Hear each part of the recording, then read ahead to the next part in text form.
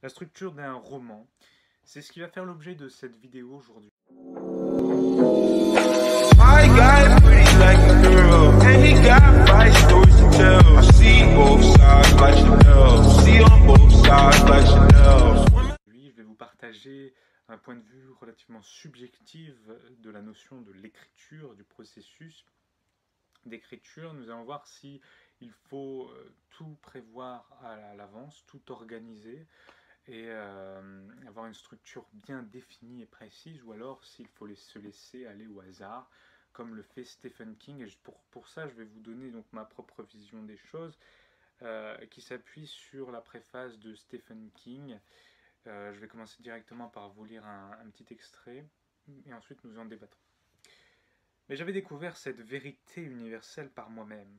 En écrivant cette histoire qui s'intitulait finalement Salem's Lot, certes l'écrivain peut imposer sa volonté, mais c'est la dernière chose à faire. Asservir une fiction au contrôle de l'auteur, c'est de la construction narrative. Mais si vous attachez votre ceinture et que vous laissez l'intrigue prendre les rênes, alors, et seulement alors, vous racontez une histoire.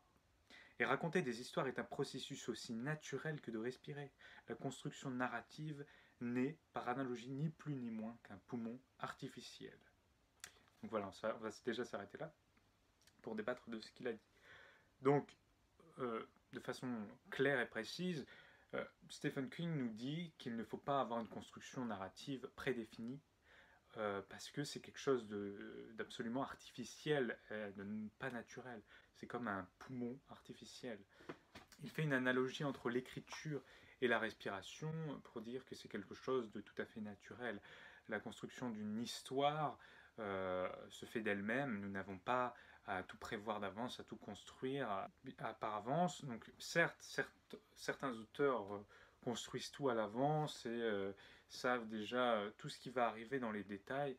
Mais Stephen King procède complètement différemment, et excusez-moi, mais ses écrits parlent d'eux-mêmes. Il fait un carton dans le monde et c'est ce qui marche à mon sens. Après, il y a d'autres auteurs qui procèdent totalement de façon différente et qui fonctionnent très bien aussi. Mais pour ma part, moi je fonctionne comme Stephen King, et je pense que avoir une construction narrative prédéfinie, ça stérilise un peu la production, et on n'est pas surpris de la même manière, les émotions sont moins vives, parce que lorsque nous laissons les personnages vivre d'eux-mêmes, d'ailleurs nous allons revenir après sur la préface de Stephen King, où il parle des personnages dont il n'a pas forcément le contrôle, eh bien, lorsque nous les laissons vivre d'eux-mêmes et nous laissons l'intrigue se développer par elle-même, là, il y a beaucoup plus d'émotions, c'est plus vif, c'est plus réel, c'est une vraie histoire. Et c'est ça l'idée de raconter des histoires, d'après Stephen King et d'après ma propre expérience de l'écriture, par exemple avec Le Mystérieux Pantin qui est sorti récemment. Donc, je vais reprendre un dernier passage de Stephen King. Stephen King nous dit ceci: mais je n'avais pas prévu que mes personnages n'auraient aucune envie de rester faibles et chétifs.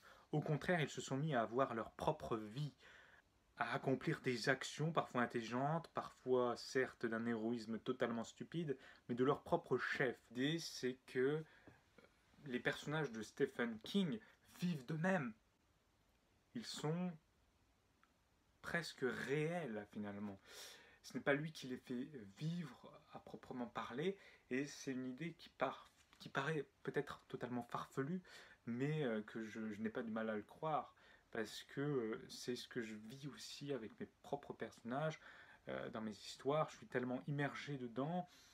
Les personnages ne sont pas sous mon contrôle, parce que lorsque j'essaie de contrôler les personnages, lorsque j'y mets ma volonté propre, la volonté propre de l'auteur, eh bien, il y a quelque chose d'artificiel et de moins réel, de moins vraisemblable, et ce n'est plus pareil.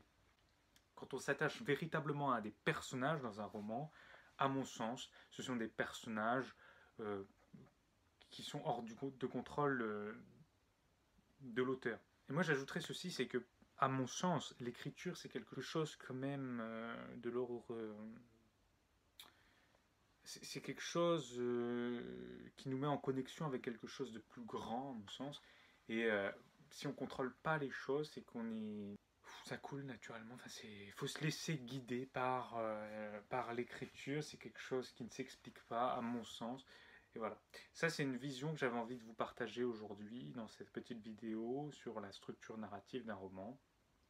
Et donc, pour répondre à la question de façon concrète et précise, à mon sens, en m'appuyant d'ailleurs aussi sur les propos de Stephen King, qui pense de la même manière que moi, voilà, eh bien non, il faut se laisser guider par l'aventure de l'écriture et de l'histoire, se laisser happer par l'intrigue et ne pas tout prévoir à l'avance. Alors peut-être qu'il prévoit quand même à la fin ce qui va se passer plus ou moins, il sait d'avance comment va se terminer son roman, donc il a un but, un objectif, mais comme beaucoup d'auteurs, mais il ne va pas savoir à l'avance comment va s'organiser de façon précise son roman, et c'est ce qui est beau et merveilleux dans l'écriture.